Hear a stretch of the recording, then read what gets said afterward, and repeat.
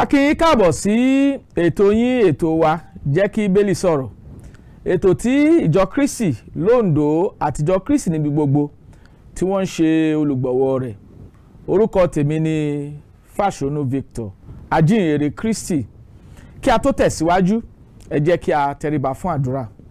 Ọlọ́run mímọ́ a gbé yín ga torí pé ẹ̀yin ni Ọlọ́run wa. A dúpẹ́ torí pé ẹ̀yin ni ọba àwọn ọba. Ẹ̀yin ni olúwa àwọn olúwa. A dúpẹ́ fún ìwà láàyè yín tó dá tó sì péye. A dúpẹ́ torí pé ẹ̀yin ni Ọlọ́run wa síbẹ̀. A dúpẹ́ torí pé ẹ̀yin ni ohun gbogbo nínú ohun gbogbo fún wa. Ọlọ́run mímọ́ ẹ jọ̀ọ́ nínú àánú àtọlá ńlá yín kí ẹ gbọ́ ọpẹ́ àti ìyìn wa. Olúwa, bí a ti fẹ́ sọ̀rọ̀ yín lónìí, ẹ bá wa sọ̀rọ̀. Ẹ jẹ́ kí ìfẹ́ yín ó yé wa, kí ẹ sì tọ̀mọ́lẹ̀ ọ̀rọ̀ yín sí wa lọ́kàn, kí ẹ sì gbàkóso gbogbo. A dúpẹ́ torí pé ẹ̀yin ni Ọlọ́run wa. Ògo ọlá àtàgbà àti ìyìn forúkọ yín títí láéláé ní orúkọ Jésù Kristi Olúwa wa, àmín. Lẹ́ẹ̀kan sí a kí wa káàbọ̀ sí ètò yín ètò wa JEKI BIBELI SORO. A dúpẹ́ lọ́wọ́ Ọlọ́run lọ́pọ̀lọpọ̀ fún ìwà láàyè àti oore ọ̀fẹ́ rẹ̀ lórí ayé wa àti lórí ayé àwọn tí ń gbọ́ wa nílé. A fi ògo ọlá agbára àti ìyìn fún Ọlọ́run ẹlẹ́dàá wa. Ọlọ́run wa ẹ ṣé o fún ìdásí ìwà láàyè àti ìwà láàyè lórí ayé wa títí di wákàtí yìí. A dúpẹ́ lọ́wọ́ Ọlọ́run torí pé òun ló jẹ́ kí ó ṣeé ṣe fún wa láti tún kẹ́kọ̀ọ́ ọ̀rọ̀ Ọlọ́run papọ̀. A gbé yín ga lẹ́ẹ̀kan sí. Ọlọ́run wa ẹ gba gbogbo ògo ọlá àti agbára. Lónìí à ń tẹ̀síwájú nínú àkòrí ẹ̀kọ́ tí a ń kọ́ nípa Kristi àti ìjọ rẹ̀. Lónìí a fẹ́ wo kókó ẹ̀kọ́ kan lábẹ́ àkòrí ẹ̀kọ́ yìí. Kókó ẹ̀kọ́ náà ni ìjọ nínú ìpinnu àti àsọtẹ́lẹ̀ Ọlọ́run. Ìjọ nínú ìpinnu àti àsọtẹ́lẹ̀ Ọlọ́run. Ohun tá à ń sọ ni pé ǹjẹ́ Ọlọ́run pinnu ìjọ láti ayé báyé wá, tàbí ǹjẹ́ Ọlọ́run tilẹ̀ sọ àsọtẹ́lẹ̀ nípa ìjọ bí èyí tá a lè rí kà lábẹ́ májẹ̀mú láéláé. Ohun tá a fẹ́ gbéyẹ̀wò lónìí nìyí. Tí Ọlọ́run bá fún wa lóore ọ̀fẹ́, tá bá parí rẹ̀, tá bá tún máa wá síwájú yín, a ó wá kíyèsí ìjọ ní ìmúrasílẹ̀ àti ní ìgbà tí ìjọ bẹ̀rẹ̀. Gbogbo àwọn kan tá ó kíyèsí nìyí bí a ti ń tẹ̀síwájú, bí a ti ń kẹ́kọ̀ọ́ lábẹ́ àkòrí Kristi àti ìjọ rẹ̀. So lónìí ó tá a fẹ́ gbéyẹ̀wò ó ní ìjọ nínú ìpinnu àti àsọtẹ́lẹ̀ Ọlọ́run tá a fẹ́ gbéyẹ̀wò nìyí. Àwọn tó ń wò wá tí wọ́n ń tẹ́tí gbọ́ wa, nígbà tá a bẹ̀rẹ̀ ìlànà ẹ̀kọ́ yìí a ti fi hàn wá pé tí a bá wo Bíbélì tí ń ṣe ọ̀rọ̀ Ọlọ́run, a rí kà níbẹ̀ pé Jésù Kristi Olúwa wa ó gbé ìjọ kan kalẹ̀. Ìjọ náà jẹ́ tirẹ̀ nítorí pé Jésù ló fi ẹ̀jẹ̀ ara rẹ̀ ra ìjọ. Jésù ló kú fún ìjọ. Jésù Kristi ó ní ọkọ̀ ìjọ. Jésù Kristi lolùgbàlà ìjọ. Jésù Kristi ní orí fún ìjọ. Jésù Kristi ní ohun gbogbo nínú ohun gbogbo fún ìjọ. A ti fi ẹsẹ̀ wa múlẹ̀. Eléyìí sì ti dúró gẹ́gẹ́ bí àgbékalẹ̀ tí Ọlọ́run gbé kalẹ̀ nínú ìwé mímọ́ rẹ̀ tí í ṣe Bíbélì. Lónìí a fẹ́ wò ó, ǹjẹ́ Ọlọ́run tilẹ̀ ní ìpinnu fún ìjọ láti ìbẹ̀rẹ̀ pẹ̀pẹ̀ ohun gbogbo. Ẹ má ṣe jẹ́ ká gbàgbé kókó prógrámù yìí ni JEKI BIBELI SORO. A fẹ́ kí Bíbélì ó sọ̀rọ̀ nínú ìdánilẹ́kọ̀ọ́ tòní, torí pé a ò fẹ́ sọ nípa ọgbọ́n tiwa tàbí nípa òye tiwa tàbí nípa ti ìmọ̀ wa, ṣùgbọ́n a fẹ́ sọ gẹ́gẹ́ bí àgbékalẹ̀ Ọlọ́run nínú Bíbélì. Kí ni Bíbélì sọ nípa ìpinnu Ọlọ́run nípasẹ̀ ìjọ láti ayébáyé wá? Mo fẹ́ ká wo Bíbélì. Ìwé Éfésù orí kìíní, nígbà tá a kíyèsí ẹsẹ̀ kẹrin, kí ni Bíbélì kọ́ wa? Ìwé Éfésù orí kìíní ẹsẹ̀ kẹrin, kí ni Bíbélì kọ́? Ẹ gbọ́ o. Ìwé Éfésù orí kìíní ẹsẹ̀ kẹrin, kí l'Olúwa wí? Ó ní àní gẹ́gẹ́ bí ó ti yàn wá nínú rẹ̀ ṣáájú ìpilẹ̀ṣẹ̀ ayé, kí àwa kí ó lè jẹ́ mímọ́ àtàláìlábùkù níwájú rẹ̀ nínú ìfẹ́. Ẹsẹ̀ Ọlọ́run sọ fún wa pé Ọlọ́run nínú àánú rẹ̀ ti yan ìjọ ó ti yan àwọn ènìyàn mímọ́, àwọn ẹni ìràpadà nípasẹ̀ Kristi ṣáájú ìpilẹ̀ṣẹ̀ ayé. Ìyẹn túmọ̀ sí pé nínú ìpinnu Ọlọ́run ti ní ìpinnu pé òun yóò gba àwọn ìran kan là nípasẹ̀ ọmọ rẹ̀ Jésù Kristi nípa ìyìnrere. Eléyìí gbọ́dọ̀ yé wa. Ìwé Éfésù orí kìíní ẹsẹ̀ 4 ló fi ẹsẹ̀ wa múlẹ̀ bẹ́ẹ̀ pé àní gẹ́gẹ́ bí ó ti yàn wá nínú rẹ̀ ṣáájú ìpilẹ̀ṣẹ̀ ayé kí àwa kí ó lè jẹ́ mímọ́ àtàláìlábùkù níwájú rẹ̀ nínú ìfẹ́. Ọlọ́run ti yàn wá, ó wà nínú ìpinnu Ọlọ́run láti ìpilẹ̀ṣẹ̀ ayé láti yan ìjọ, láti yan jọ rẹ̀, chosen, láti yàn wá, àti wà nínú ètò rẹ̀ láti ayébáyé wá. Nítorí Ọlọ́run sọ nínú ọ̀rọ̀ rẹ̀ fún wa nìyí. À ń wo ìjọ nínú ìpinnu àti àsọtẹ́lẹ̀ tààrí nínú Bíbélì. Ìjà àsọtẹ́lẹ̀ nípa ìbẹ̀rẹ̀ pẹ̀pẹ̀ ìjọ bí gbogbo ẹ̀ la fẹ́ wò nínú Bíbélì lẹ́yọ kọ̀ọ̀kan. Ìwé Éfésù orí kìíní ẹsẹ̀ 4 ti fi ẹsẹ̀ wa múlẹ̀ pé a ti yàn wá ṣáájú ìpilẹ̀ṣẹ̀ ayé wá. A sọ bẹ́ẹ̀ fún wa nínú ọ̀rọ̀ Ọlọ́run. So àwọn kan tó ń kẹ́kọ̀ọ́ tó ń sọ pé nígbà tí Jésù Kristi wá sínú ayé, ó wá láti wá gbé ìjọba rẹ̀ kalẹ̀, ṣùgbọ́n àwọn Júù ò gbà á. Nípa bẹ́ẹ̀ ó wá gbé ìjọ kalẹ̀. Ẹ̀kọ́ kì í ṣẹ̀kọ́ Kristi, torí pé kò tilẹ̀ sí ìyàtọ̀ láàrin ìjọba Kristi, ìjọba tàbí ìjọ. A rí pé ìwé Éfésù orí kìíní sọ pé láti ìpilẹ̀ṣẹ̀ ayé, ṣáájú ìpilẹ̀ṣẹ̀ ayé láti yan àwọn tí ó gba Kristi gbọ́ tí wọ́n sì jẹ́ ìjọ mímọ́ rẹ̀. Láti inú ìpinnu Ọlọ́run wá ni Ọlọ́run ti ṣe eléyìí. Ọlọ́run ti ní ìpinnu yìí fún wa. So ìjọ kì í ṣe nǹkan, àwọn olóyìnbá sọ pé afterthought. Ìjọ kì í ṣe lẹ́yìn ọ̀rẹ̀yìn, kì í ṣe bẹ́ẹ̀. Ọlọ́run ti pinnu rẹ̀ gẹ́gẹ́ bí ìwé Éfésù orí ìkíní ẹsẹ̀ 4 ti kọ́ wa. Ṣáájú ìpilẹ̀ṣẹ̀ ayé, ọ̀tọ̀ Ọlọ́run sọ nìyí. Ìjọ wà nínú ìrònú Ọlọ́run kó tó di pé ayé gan ó bẹ̀rẹ̀. Ẹ mọ̀ pé Ọlọ́run wa, Ọlọ́run tó mọ ohun gbogbo nínú ohun gbogbo ni. Ọlọ́run tó mọ ohun gbogbo ṣáájú ìbẹ̀rẹ̀ ohun gbogbo. Ọlọ́run tó mọ òpin ohun gbogbo ṣáájú ìbẹ̀rẹ̀ rẹ̀. Ó ní Ọlọ́run wa. Ọ̀rọ̀ rẹ̀ sì fi ẹsẹ̀ wa múlẹ̀ pé ṣáájú ìpilẹ̀ṣẹ̀ ayé ni Ọlọ́run ti yan ìjọ.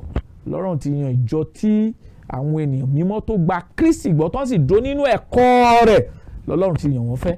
Tàrí nínú ìwé Éfésù orí ìkíní ẹsẹ̀ 11 nìyí. Kí ni ìwé Éfésù orí 3 ẹsẹ̀ 11 kí ló kọ́ wa, kí ló fi ẹsẹ̀ wa múlẹ̀ nípasẹ̀ rẹ̀? Ẹgbọ́n tó lọ́run sọ. Ó ní gẹ́gẹ́ bí ìpinnu àtayébáyé tí a ti pinnu nínú Kristi Jésù wá. Kí la pinnu nínú Jésù Kristi wá? Ẹ wo ẹsẹ̀ 10 rẹ̀. Kí a bá lè fi ọ̀pọ̀lọpọ̀ ní irú ọgbọ́n Ọlọ́run hàn nísinsìnyí fún àwọn ìjòyè àti àwọn alágbára nínú àwọn ọ̀run nípasẹ̀ ìjọ. Ọlọ́run nínú àánú rẹ̀ sọ fún wa pé gẹ́gẹ́ bí ìpinnu àtayébáyé tí ó ti pinnu nínú Kristi Jésù wá, Ọlọ́run ti pinnu ìjọ láti inú Jésù Kristi wá láti ayébáyé. Ìpinnu yìí ni Ọlọ́run gbé síta ní àkókò rẹ̀. Ìwé Gàlátíà orí 4 ẹsẹ̀ 4 sọ fún wa pé nígbà tí àkókò kíkún náà dé,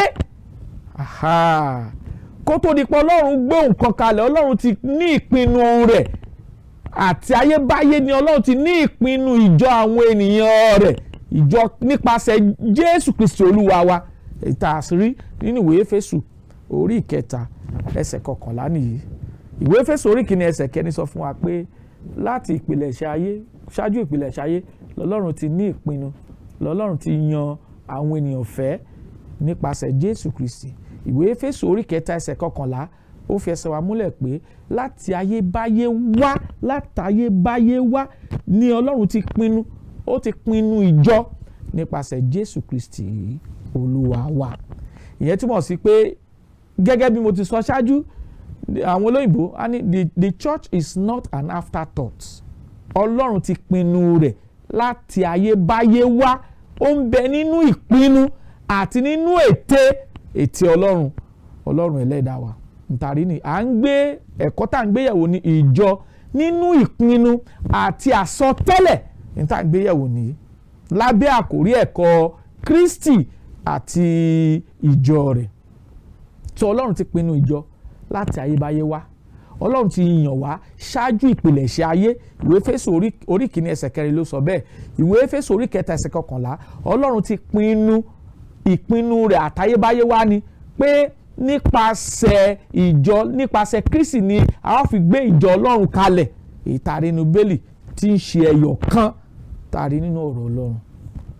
Eléyìí gbọ́dọ̀ yé wa gẹ́gẹ́ bí a ti ń tẹ̀síwájú nínú ìfẹ́ Ọlọ́run.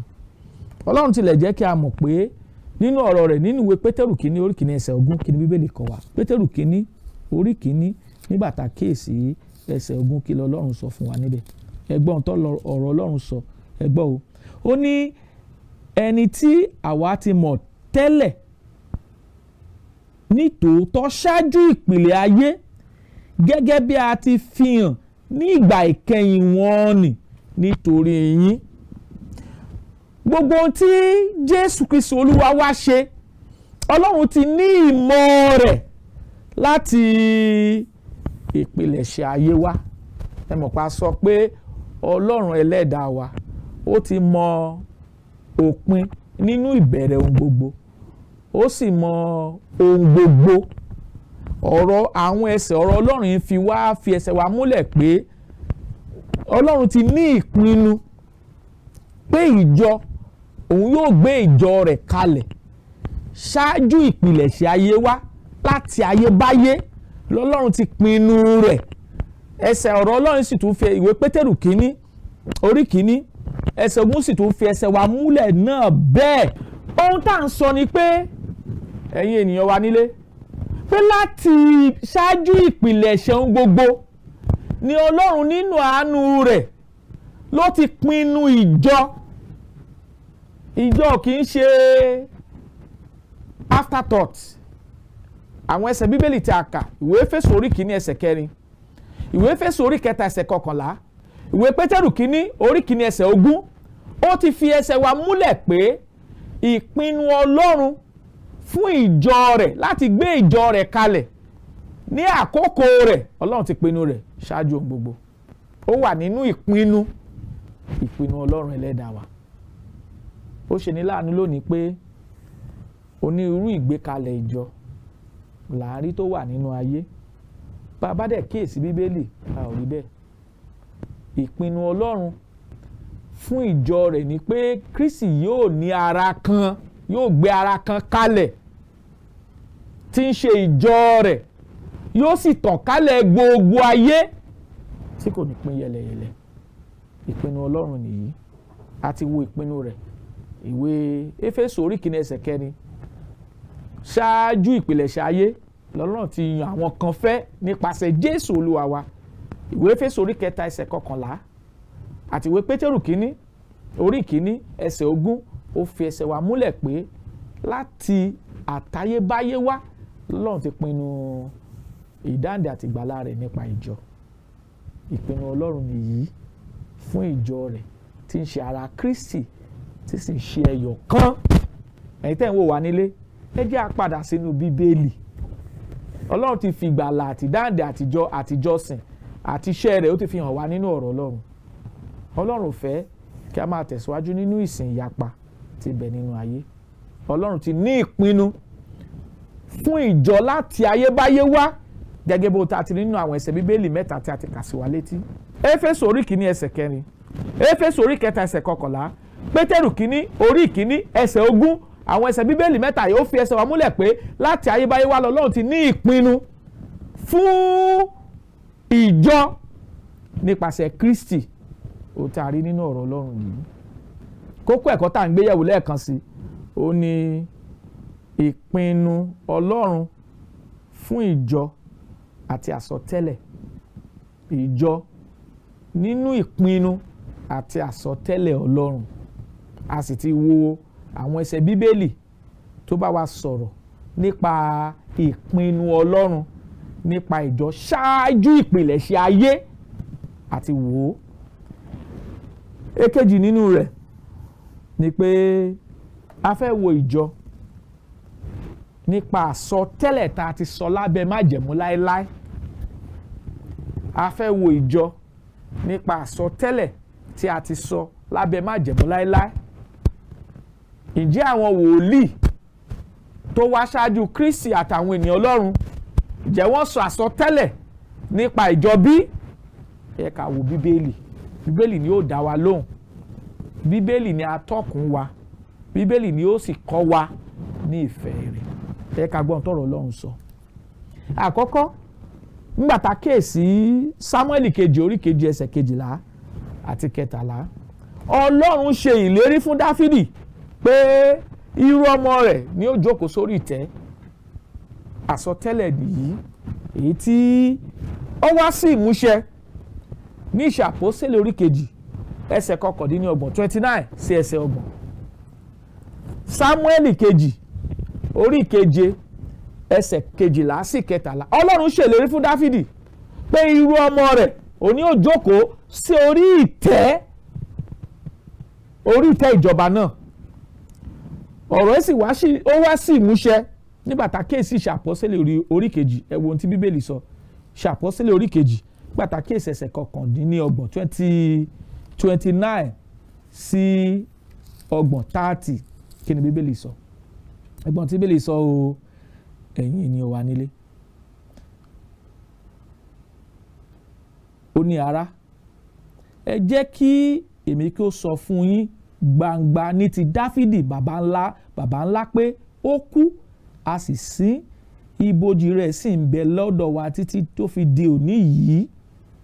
Nítorí tí ń ṣe wòlíì àti bí ó ti mọ̀ pé Ọlọ́run ti fi búra ṣe ìlérí fún un pé nínú irú ọmọ rẹ̀ òun la ó mú ọ̀kan jókòó lórí ìtẹ́ rẹ̀. Àwọn olóyìnbá sọ pé descendant. Àti wo ìlérí tí Ọlọ́run ṣe fún Dáfídì. A dẹ̀ rí pé tá bá bẹ̀ sí ń wo ìtàn ìran, a rí pé Jésù Kristi ó wá láti ìtàn ìran Dáfídì. A sì sọ pé yóò jókòó lórí ìtẹ́. A sì ti fi ẹsẹ̀ rẹ̀ múlẹ̀ ní Ìṣe Àpọ́stélì orí ìkejì ẹsẹ̀ 29 29 sí ẹsẹ̀ 30. Òtàrí nìyí. Àsọtẹ́lẹ̀ àkọ́kọ́ tí a sọ nípasẹ̀ irú ọmọ Dáfídì, èyí tí tá bá ka Ìṣe Àpọ́stélì orí kejì ẹsẹ̀ 29 sí 30 sísàlẹ̀ sí, àìpó ń sọ nípa Jésù Kristi, èyí tí Ọlọ́run ṣèlérí fún Dáfídì pé yóò jókòó lórí ìtẹ́ rẹ̀ tó wá sí ìmúṣẹ. Àsọtẹ́lẹ̀ àkọ́kọ́ ni tá a sọ nípasẹ̀ ìjọ lábẹ́ májẹ̀mú láéláé. Àsọtẹ́lẹ̀ ìkejì òun la lè rí nínú ìwé Jóẹ́lì orí kejì nígbà tá a kíyèsí ẹsẹ̀ 28. Ká gbọ́ ohun tí Ọlọ́run sọ fún wa ńbẹ̀. Ìwé Jóẹ́lì orí kejì, kí ló Ọlọ́run sọ fún wa? Ìwé Jóẹ́lì orí kejì, Ọlọ́run sọ àsọtẹ́lẹ̀ fún wa níbẹ̀. Ẹ gbọ́ ohun tọ́rọ̀ Ọlọ́run sọ. Jóẹ́lì orí kejì, ká kíyèsí láti ẹsẹ̀ 28. Ká wò ó sísàlẹ̀ sí, ká gbọ́ ohun tọ́rọ̀ Ọlọ́run sọ. Ó ní ó sì ṣe ní ìkẹyìn, èmi ó tú ẹ̀mí mi jáde sí ara ènìyàn gbogbo, àtàwọn ọmọ yín ọkùnrin àtàwọn ọmọ yín obìnrin yóò máa sọ tẹ́lẹ̀, àwọn arúgbó yín yóò máa láàlá, àwọn ọ̀dọ́mọkùnrin yóò máa ríran, àti pẹ̀lú sí ara àwọn ọmọ ọ̀dọ́ ọkùnrin àti sí ara ọmọ ọ̀dọ́ obìnrin èmi ó tú ẹ̀mí mi jáde ní ọjọ́ wọn nì. Èmi ó sì fi iṣẹ́ ìyanu hàn ní ọ̀run àti ní ayé, ẹ̀jẹ̀ àti iná àti ọ̀wọ̀n èéfín. A ó sì sọ oòrùn di òkùnkùn àti òṣùpá di ẹ̀jẹ̀, kí ọjọ́ ńlá àti ẹ̀rù Olúwa tó dé.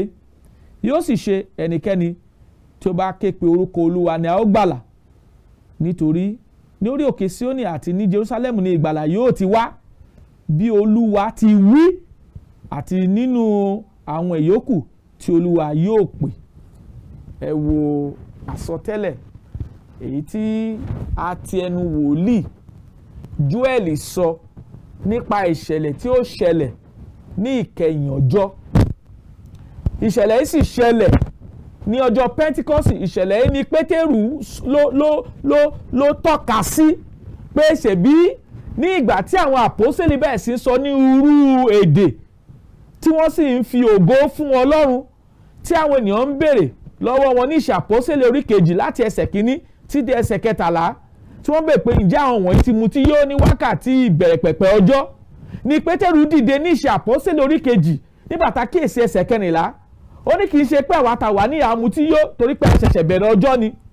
Ó ní ṣùgbọ́n gẹ́gẹ́ bí àsọtẹ́lẹ̀ tí wòlíì Jóẹ́lì ti sọ, tẹ́ bá kíyèsí ìwé Ìṣe Àpọ́sítélì orí 2 ẹsẹ̀ 14, a lè rí ìfẹsẹ̀múlẹ̀ ọ̀rọ̀ yìí níbẹ̀. Jóẹ́lì sọ àsọtẹ́lẹ̀ pé Ọlọ́run yóò mú ẹ̀mí rẹ̀, yóò tú ẹ̀mí rẹ̀ jáde sí ogunlọ́gọ̀ àwọn ènìyàn ní ìkẹyìn ọjọ́. Eléyìí sì fi ẹsẹ̀ múlẹ̀ ní Ìṣe Àpọ́sítélì orí 2 ẹsẹ̀ 17. Ó ní ẹnikẹ́ni tó bá ké pe orúkọ Olúwa òun la ó gbàlà.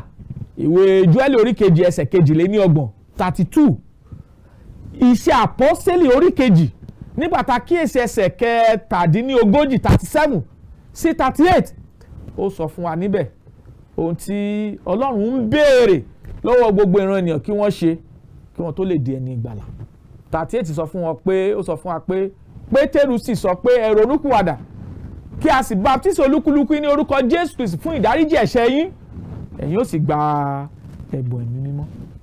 Ohun tá a sọ nìyí, nígbà tó bá ké pe orúkọ Olúwa a ó gbà wọ́n là, tó bá gba orúkọ Olúwa gbọ́ nípasẹ̀ Jésù. Ohun tá a sì ní kí wọ́n ṣe nìyẹn kí wọ́n tó lè di ẹni ìgbàlà, kí wọ́n ronúpìwàdà kí a sì baptisi wọn ní orúkọ Jésù Kristi fún ìmúkúrò ẹ̀ṣẹ̀ wọn, wọ́n sì gba ẹ̀bùn ẹ̀mí mímọ́. A ti sàsọtẹ́lẹ̀ àwọn àsọtẹ́lẹ̀ nípa ìbẹ̀rẹ̀ pẹ̀pẹ̀, nípa àwọn tí ó ṣẹlẹ̀, nípa bí Ọlọ́run yóò ṣe tú ẹ̀mí rẹ̀ jáde sára. A ti sàsọtẹ́lẹ̀ rẹ̀ lẹ́nu àwọn wòlíì májẹ̀mú láéláé. A ti wo àsọtẹ́lẹ̀ tọ́lọ́run sọ fún Dáfídì, a ti wo àsọtẹ́lẹ̀ tọ́lọ́run sọ fún wòlíì Jóẹ́lì, a ti sọ ohun tí yóò ṣẹlẹ̀. Ní báyìí a tún wá fẹ́ wo àsọtẹ́lẹ̀ tọ́lọ́run sọ fún Àìsáyà nínú ìwé Àìsáyà orí 2. Ká wo bíbélì wa Àìsáyà orí 2. Ìwé Àìsáyà orí 2 nígbà tá kíyèsí ẹsẹ̀ 2 kí ni bíbélì wí nípa àsọtẹ́lẹ̀ èyí tí a sọ nípa ìbẹ̀rẹ̀ pẹ̀pẹ̀ ìjọ májẹ̀mú titun. Ẹ gbọ́ t'Olúwa sọ, ó ní yóò sì ṣe ní ọjọ́ ìkẹyìn, a ó sì fi òkè ilé Olúwa kalẹ̀ lórí àwọn òkè ńlá, a ó sì gbé e ga ju àwọn òkè kéékèèké lọ, ju gbogbo orílẹ̀-èdè ni yóò sì wọ̀ sínú rẹ̀. Ọ̀pọ̀lọpọ̀ ènìyàn yóò sì lọ, wọ́n sì wí pé ẹ wá, ẹ jẹ́ kí a lọ sí òkè Olúwa, sí ilé Ọlọ́run Jákọ́bù, òun ó sì kọ́ wa ní ọ̀nà rẹ̀, àwa ó sì máa rìn ní ipa rẹ̀. Nítorí láti Síónì ni òfin yóò ti jáde lọ àti ọ̀rọ̀ Olúwa láti Jerúsálẹ́mù. Àsọtẹ́lẹ̀ tí wòlíì Àìsáyà sọ nìyí nípa ohun tí yóò ṣẹlẹ̀ ní ìkẹyìn ọjọ́. A sọ fún wa pé ìṣẹ̀lẹ̀ yóò ṣẹlẹ̀ ní ìkẹyìn ọjọ́. A sọ fún wa pé Ọlọ́run yóò gbélé Olúwa kalẹ̀, tí ń ṣe pé Ọlọ́run yóò gbé ìjọ rẹ̀ kalẹ̀, torí a péjọ ní ilé Olúwa ní ẹ̀kọ́ tá a kọ́ ní ọ̀sẹ̀ tó kọjá lọ. Ọlọ́run yóò gbé ilé Olúwa tí ń ṣe ìjọ rẹ̀ kalẹ̀ gẹ́gẹ́ bí àsọtẹ́lẹ̀ tí wòlíì Àìsáyà tí ó sọ. Gbogbo orílẹ̀-èdè ni ó sì wọ̀ sínú rẹ̀. Báwo ló ṣe rí bẹ́ẹ̀? Ìwé Matthew orí 28 nígbà tá a kíyèsí 19 sí 20, Kristi sọ fún ọ pé ẹ lọ sí gbogbo ayé kí ẹ sì wàásù ìhìnrere fún gbogbo ẹ̀dá, kí ẹ máa baptisi wọn ní orúkọ Bàbá, lórúkọ Ọmọ, lórúkọ ti Ẹ̀mí Mímọ́, kí ẹ sì máa kọ́ wọn láti máa kíyèsí ohun gbogbo, àní ohun gbogbo tí mo pa láṣẹ fún yín, èmi ó sì wà pẹ̀lú yín títí òpin ayé. Àmín. Gbogbo orílẹ̀-èdè yóò wọ̀ sínú rẹ̀. Ó ní pé Ọlọ́run fẹ́ kí gbogbo orílẹ̀-èdè kí wọ́n gbàgbọ́ nípa ìhìnrere Jésù Kristi náà, kí wọ́n sì gbàgbọ́ sínú ìjọ rẹ̀ tá a sọ fún wa pé yóò bẹ̀rẹ̀ ní ìkẹyìn ọjọ́. Ọlọ́run yóò gbé orí òkè ńlá kan, orí òkè kan kalẹ̀, yóò sì gbé kalẹ̀, a sì sọ bí tá a ti gbé kalẹ̀. A sọ fún wa ní ìwé Àìsáyà orí kejì nígbà tá a kíyèsí ẹsẹ̀ kẹta, ó ní láti Síónì ni òfin yóò ti jáde lọ àti ọ̀rọ̀ Olúwa láti Jerúsálẹ́mù. Gẹ́gẹ́ bí àlàyé tá a rí nínú ọ̀rọ̀ Ọlọ́run, Jerúsálẹ́mù ni Ọlọ́run sọ pé òun yóò ti gbélé Olúwa kalẹ̀, ibẹ̀ ni yóò ti bẹ̀rẹ̀. Ohun tá à ń sọ nìyí, a sì sọ fún wa pé ọ̀rọ̀ Ọlọ́run yóò lọ láti Jerúsálẹ́mù lọ. Gbọ́rọ̀ Kristi ni Iṣẹ́ Àpọ́sítélì orí kìíní ẹsẹ̀ kẹjọ, ó lẹ́yìn yóò ṣẹlẹ́rìí mi ní Jerúsálẹ́mù, ní Jùdíà, ní Samaria, tí tó fi dé òpin ilẹ̀ gbogbo ayé. Ibi tí ọ̀rọ̀ Ọlọ́run yóò ti jáde gẹ́gẹ́ bí àsọtẹ́lẹ̀ wòlíì Àìsáyà ní ìwé Àìsáyà orí kejì láti ẹsẹ̀ kejì sí kẹta, ó ní láti Jerúsálẹ́mù lọ. Ibi tí ìjọ Ọlọ́run gẹ́gẹ́ bí àsọtẹ́lẹ̀ àwọn wòlíì níbi tó ti bẹ̀rẹ̀ nìyí. Níbẹ̀ náà ni àsọtẹ́lẹ̀ ti Jóẹ́lì, níbẹ̀ ló ti ṣẹ. Níbẹ̀ náà ni àsọtẹ́lẹ̀ ti Dáfídì, níbẹ̀ ló ti ṣẹ. Torí pé ní ìgbà tí awo 36 Iṣẹ́ Àpọ́sítélì orí kejì, Pétérù sọ pé jẹ́ kí gbogbo ilé Ísírẹ́lì kí ó mọ̀ dájú pé Jésù náà tẹ́yìn kàn mọ́ àgbélébùú àti fi jẹ Olúwa àti Kristi. Níbẹ̀ láti kọ́kọ́ declare fún gbogbo ènìyàn pé àti fi Jésù Kristi jẹ Olúwa àti Kristi. Gbogbo àsọtẹ́lẹ̀ tí àsọtẹ́lẹ̀ ọba Dáfídì sọ ó wá sí ìmúṣẹ ní ọjọ́ Pentikọ́sì ní Jerúsálẹ́mù. Àsọtẹ́lẹ̀ tí Jóẹ́lì sọ ó wá sí ìmúṣẹ, Jóẹ́lì orí kejì láti ẹsẹ̀ kejìdínlọ́gbọ̀n 28 sí ẹsẹ̀ kejìlélọ́gbọ̀n 32 ó wá sí ìmúṣẹ ní ọjọ́ Pentikọ́sì. Àsọtẹ́lẹ̀ tí wòlíì Àìsáyà sọ ní ìwé Àìsáyà orí kejì láti ẹsẹ̀ kejì sí ìkẹta ó wá sí ìmúṣẹ ní ọjọ́ Pentikọ́sì ní Jerúsálẹ́mù, níbi tí a ti rí pé ìjọ náà tí a ń sọ nípa rẹ̀ níbi tó ti bẹ̀rẹ̀ ní. Ọlọ́run Jésù Kristi sọ pé ẹ ó ṣẹlẹ́rìí mi ní Jerúsálẹ́mù, ní Jùdíà, ní Samaria àti ní gbogbo ìpìlẹ̀ ayé. Ẹ jẹ́ a padà sínú ọ̀rọ̀ Ọlọ́run. Ọlọ́run ti kọ́ wa, ó ti fi ìlànà rẹ̀ ó ti fi yé wa. A ti rí àsọtẹ́lẹ̀ ìkẹta. Àsọtẹ́lẹ̀ ìkẹrin ó ní àsọtẹ́lẹ̀ tí Dáníẹ́lì sọ nínú ìwé Dáníẹ́lì orí kejì nígbà tá a kíyèsí ẹsẹ̀ 21 31 sí ẹsẹ̀ 40 ẹsẹ̀ 50 45 nípa ìjọba náà èyí tí a ó gbé kalẹ̀. Nítorí nínú ọ̀rọ̀ náà nìyí, tá a bá dẹ̀ kíyèsí àsọtẹ́lẹ̀ yìí dáradára, a rí pé Nebukadnésà ó rí àwòrán ńlá kan èyí tí oríṣiríṣi nǹkan ohun mẹ́rin tó wà lára àwòrán yìí gẹ́gẹ́ bí àlá. Ẹ̀yin ènìyàn wa nílé, a ó tẹ̀síwájú ẹ̀kọ́ yìí ní ọjọ́ mìíràn tá a ó fi rẹ̀ pàdé, a ò tí ì parí rẹ̀. À ń wo ìjọ nínú ìpinnu àti àsọtẹ́lẹ̀ Ọlọ́run. Tó bá di ìgbà mìíràn tá a tó fi rẹ̀ pàdé, a ó tẹ̀síwájú tá a bá wo ìsọtẹ́lẹ̀ tá a sọ nípa ìjọ lábẹ́ májẹ̀mú lálá nípasẹ̀ àwọn wòlíì. A ó wá wo bí a ti pèsè ìjọ náà sílẹ̀, preparation, àti pé bí ìjọ náà ṣe bẹ̀rẹ̀ nínú ọ̀rọ̀ Ọlọ́run. Ọlọ́run yóò fi ìmọ̀ rẹ̀ yé wa, yóò sì kọ́ wa mọ̀ ṣe ní orúkọ Jésù Kristi Olúwa wa. Àmín. Tí ẹ bá ní ìbéèrè láti béèrè lọ́wọ́ wa àbí ẹ ní ẹ̀bẹ̀ fún àdúrà, àwọn nọ́mbà tẹ́ ó pè wá sí nìyí: 08057444902 tàbí 08065717023. A tún nọ́mbà náà pè fún wa: 08057444902 tàbí 08065717023. Kí àlàáfíà àti wàyí láàyè Ọlọ́run kí ó máa bá wa gbé, kí ó sì jẹ́ kí ó ṣí wa ní ìyè inú sí ìfẹ́ rẹ̀, lórúkọ Jésù Kristi Olúwa wa. Àmín. Fún mi ní Bíbélì ìràwọ̀ ayọ̀ láti máa yọ̀ wá fẹ́ni tí jíǹgbé, kò sí ìjì tí ó lè bòdì dán rẹ̀. Jésù ti gbà àwọn tó ti sọnù. Fún mi Bíbélì, ròyìn mímọ́ dídán, mọ́lẹ̀ rẹ̀ yóò tọ́ mi lọ́nà tòrò. Ẹ̀kọ́ ìlérí òfin ìfẹ́ papọ̀, kóòrù tó kọjá sọ́jà ìnípẹ̀kun.